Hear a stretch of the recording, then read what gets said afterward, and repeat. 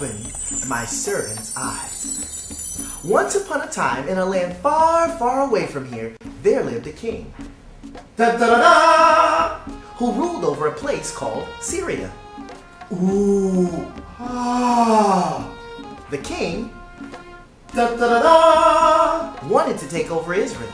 He was kind of a greedy king and wanted a bigger playground to play in. So the king decided to steal the land from Israel. But every time he tried to steal their land, a prophet named Elisha would tell the people that the king's army was on its way. The people of Israel were ready to fight back when the king's army tried to surprise them.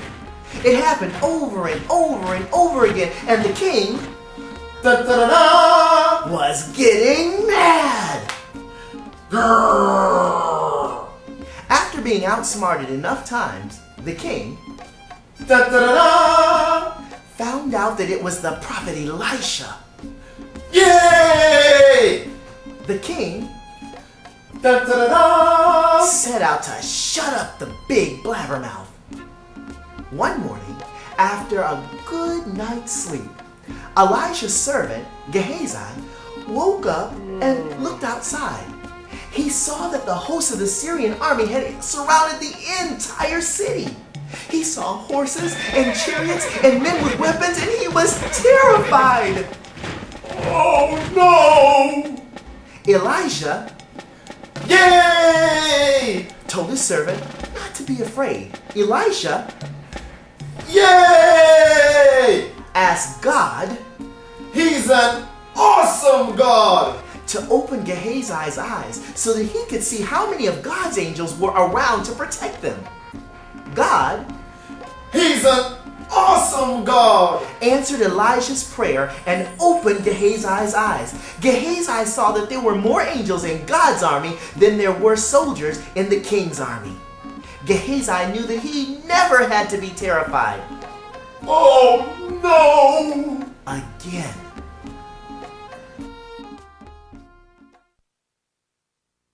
Friends, I love this story because sometimes, even though our situation doesn't seem to change and the challenge is still before us, we have to ask God to change what we see.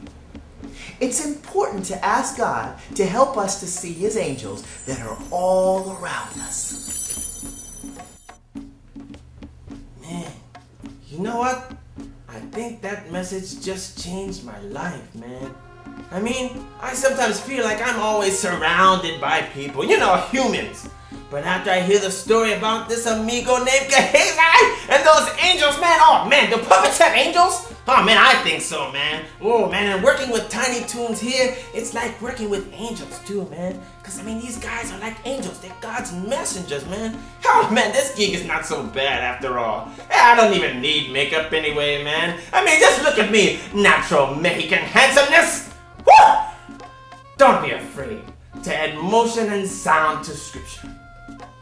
By using the whole congregation, we don't just hear the word, but we experience it. And lastly, draw your audience in by making them active listeners.